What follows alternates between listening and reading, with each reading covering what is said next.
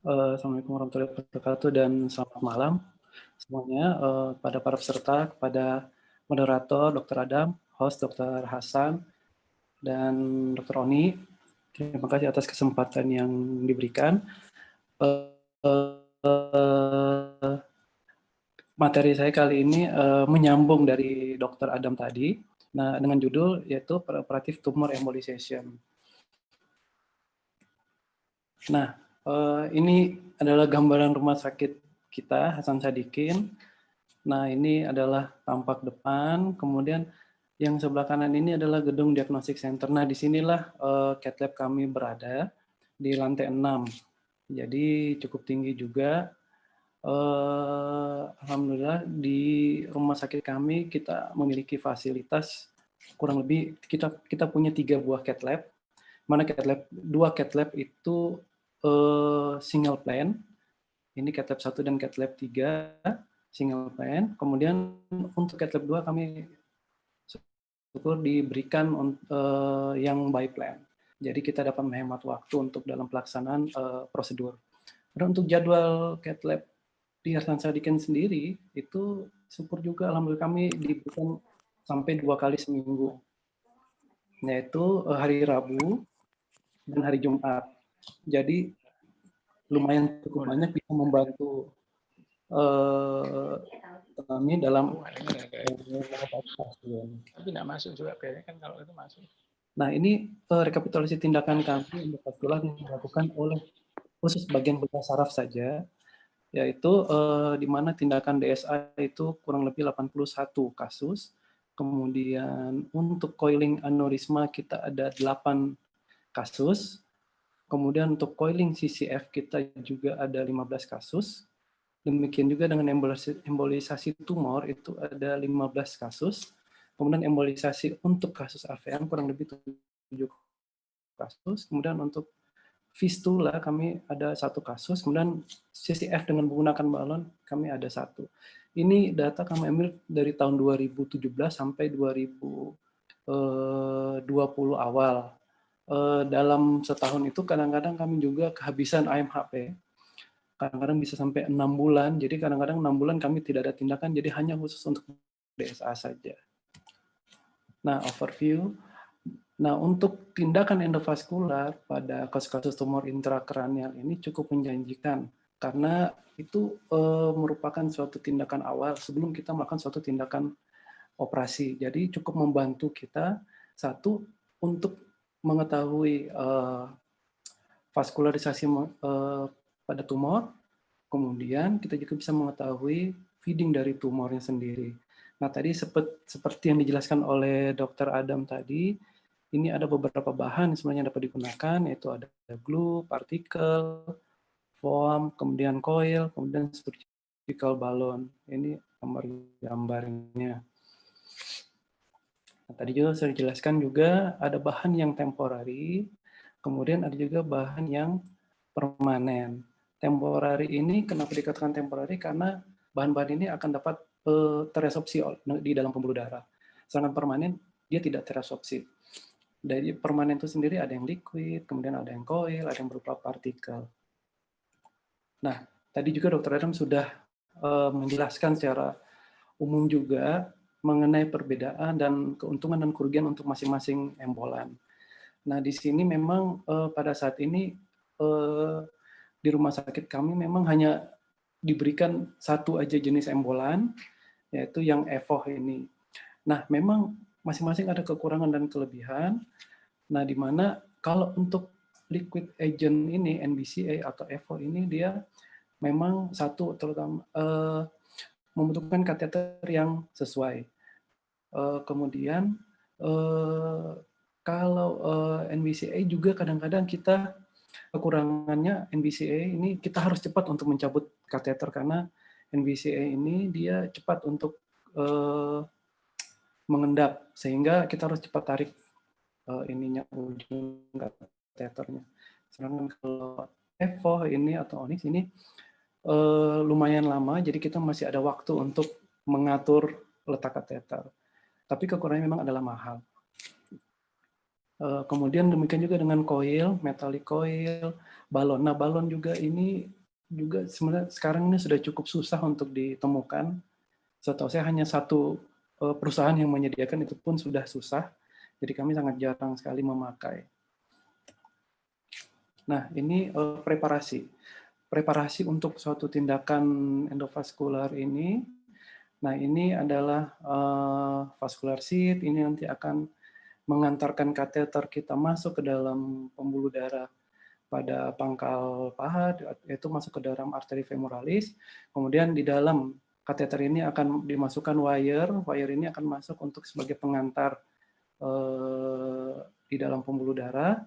Kemudian juga kita di Hasan Sadikin kita menerapkan apabila melakukan suatu tindakan terapi dalam endovaskular, pasiennya harus dalam keadaan teranestesi, karena sebelum kita harus menggunakan anestesi, ternyata pernah ada satu pasien yang pasiennya sampai duduk karena nyeri waktu itu, arteri labirin kena, jadi pasiennya sampai duduk dalam keadaan kateter ada di dalam. Jadi setelah pengalaman-pengalaman seperti itu, ya kami memutuskan memang harus dilakukan tindakan anestesi. Jadi di dalam cath lab itu sebaiknya memang ada mesin ventilator untuk anestesi. Ini juga ada kontras, kemudian ke antikoagulan juga. Kemudian komplikasi dari tindakan endovaskular ini itu sama pada umumnya, jadi bisa terjadi perdarahan pada lokasi insisi, kemudian juga bisa terjadi kerusakan pada pembuluh darah, baik pada pembuluh darah di tempat kita puncture maupun pada pembuluh darah di site yang akan kita tutup, karena kadang-kadang ternyata yang site yang kita tutup tidak tertutup, tapi bahan embolannya ternyata ngikut aliran darah ke pembuluh darah yang lain yang bukan target kita. Kemudian kegagalan bahan embolan ini contohnya misalnya kita salah mencampur, kemudian kita terlalu cepat menarik, ataukah prosedur untuk pengisiannya yang tidak sesuai waktunya, atau terlalu cepat kita injeksi. Kemudian infeksi juga bisa terjadi karena kan bagaimanapun juga bahan embolan yang kita simpan di dalam pembuluh darah di otak itu adalah benda asing yang mungkin akan melakukan reaksi antibodi dari tubuh kita. Kemudian stroke ini sering, terutama stroke iskemik, stroke darah juga ada juga. Stroke iskemik ini karena embolannya lepas dan akan masuk ke pembuluh darah yang lebih kecil di distalnya, sehingga menyebabkan stroke iskemik. Nah, ini karena kami di rumah sakit kami hanya mendapatkan satu buah bahan embolan saja, jadi kami memang hanya menggunakan Onyx. Nah, ini adalah perlengkapannya yang digunakan, ini adalah shaker, kemudian ini adalah Onyx-nya, dan ini adalah DMSO-nya. Tadi keuntungan Onyx juga ini salah satunya adalah bahannya sangat radio opak, sehingga pada gambaran di dalam cath lab ketika dilakukan fluoroskopi itu kelihatan bahannya. Nah ini caranya singkat aja. Ini biasanya sebelum melakukan tindakan bahannya akan kita shake dulu dengan menggunakan shaker ini kurang lebih 20 menit. Kemudian kateter yang tadi sudah kita masukkan kita flush, kita bersihkan dengan NaCl itu kurang lebih 15 cc. Kemudian kita masukkan DMSO, cairan DMSO yang awal. Itu jumlahnya ini dead space. Dead space itu artinya panjang kateter yang kita gunakan. Jadi diusahakan DMSO-nya itu tidak tinggal di dalam kateter. Contohnya biasanya ada yang 0,36. Nah, itu kita harus memasukkannya di atas dari 0,36. Kemudian pada saat mau memasukkan juga ujung kateter itu dengan Onyx-nya harus kita membuat bentuknya biconvex untuk mencegah masuknya udara di dalam kateter. Karena dalam suatu tindakan endovaskular itu udara adalah lawan yang harus kita hindari, kita harus singkirkan. Kemudian cara masukkannya ini Onyx diletakkan secara 90 derajat dengan harapan apabila ada udara akan naik ke atas. Kemudian kita akan injeksi onyxnya dengan pelan-pelan gitu, kurang lebih sesuai dengan detik yang ada. Kemudian kita lihat gambaran di fluoroskop. Kita lihat apabila sudah terjadi reflux, artinya onyxnya itu sudah keluar dari ujung pembuluh darah. Nah, kita stop dan kita tunggu selama 40 kurang lebih 30 sampai 40 detik sambil kita melakukan DSA kembali, angiografi kembali untuk melihat perkembangan apakah feeder tumor itu sudah lumayan tertutup, apakah sudah cukup atau tidak. Nah, kemudian ini contoh kasus. Ini mungkin ada beberapa kasus aja. Nah, ini adalah perempuan berumur 24 tahun dengan hanya keluhan nyeri kepala saja tanpa ada neurological deficit. Nah, ini sudah dilakukan CT scan, didapatkan tumor yang lumayan besar di daerah frontotemporal kiri, lumayan besar. Nah, kemudian kita putuskan setelah kita berdiskusi dengan teman sejawat di bagian skull base bahwa kita perlu melakukan suatu DSA dan bila mungkin kan dilakukan embolisasi. Nah, setelah kita lakukan embolisasi, ini kita dapatkan gambaran seperti ini. Jadi blushing tumornya kelihatan banget, yang hitam, yang ini blushing tumornya sangat hitam banget. Ini tampakan dari AP view, kemudian ini tampakan dari lateral, terlihat blushing dari tumornya juga lumayan, feedernya lumayan besar, dan ini kateter ini kita masukkan pada pembuluh darah eksterna, karotis eksterna. Nah, kemudian setelah kita berdiskusi, kemudian kita putuskan untuk melakukan embolisasi dengan menggunakan bahan onyx. Nah, setelah dilakukan embolisasi dengan prosedur yang seperti yang tadi sudah dijelaskan, ini didapatkan gambaran tumornya seperti ini. Jadi blushing tumornya tetap ada, tapi tidak seramai yang tadi. Nah, ini gambaran AP-nya. Kemudian ini gambaran lateralnya. Jadi blushing tumornya sangat berkurang.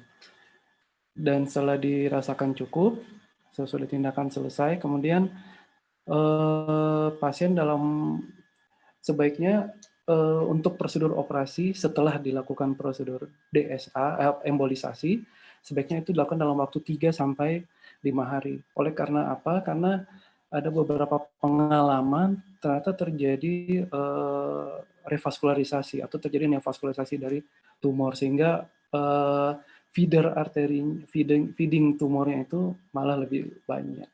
Kemudian ini kasus kedua. Ini kasus kedua adalah suatu meningioma di frontotemporal parietal kanan. Yang ini tumornya. Ini juga diputuskan untuk dilakukan embolisasi, DSA dan embolisasi. Nah, ini DSA pre-embolisasi. Ini juga kita masuk dari eksterna karotis. Ini gambaran DSA-nya.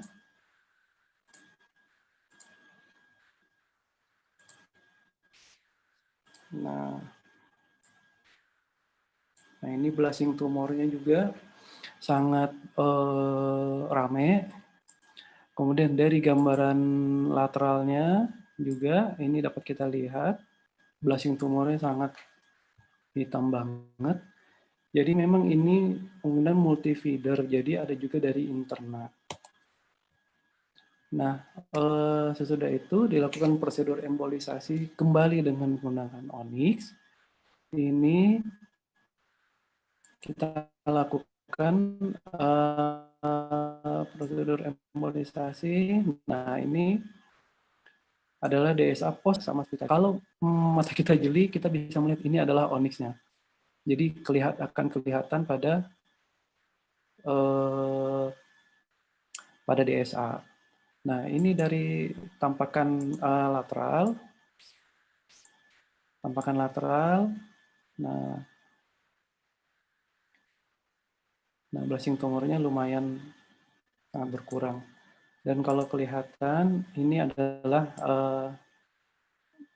onyxnya. Nah, ini onyxnya. Dan kemudian pasien ini menjalani operasi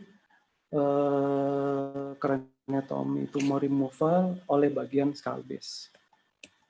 Nah, untuk kasus ketiga, nah ini kasus yang terakhir, ini adalah suatu recurrent angiomatous meningioma, optic sheath meningioma. Ini tumornya lumayan besar di retroorbita.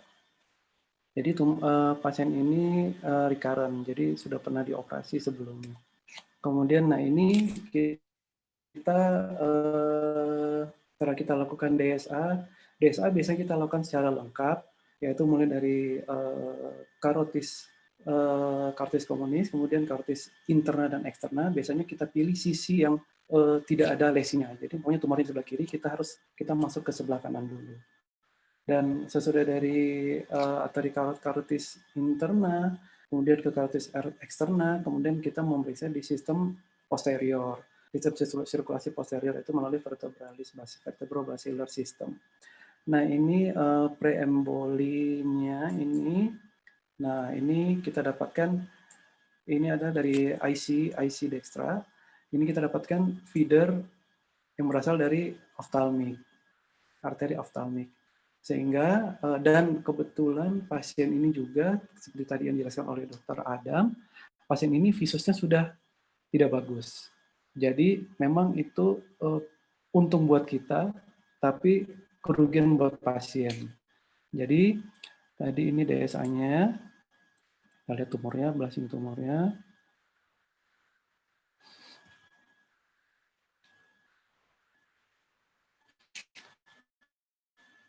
Nah, ini sesudah kita lakukan embolisasi, kita lihat blasing tumornya sangat berkurang. Ini tumornya, ini onyxita. Jadi memang ya lumayan signifikan membantu dalam prosedur yang berikutnya, yaitu untuk pengangkatan tumor.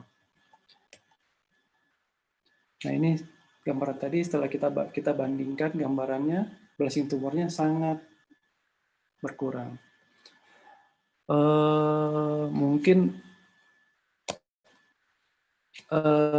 itu aja dari saya, mungkin sharing kasusnya, karena masih ada Dr. Onim sharing kasus juga mungkin. Terima kasih sebelumnya.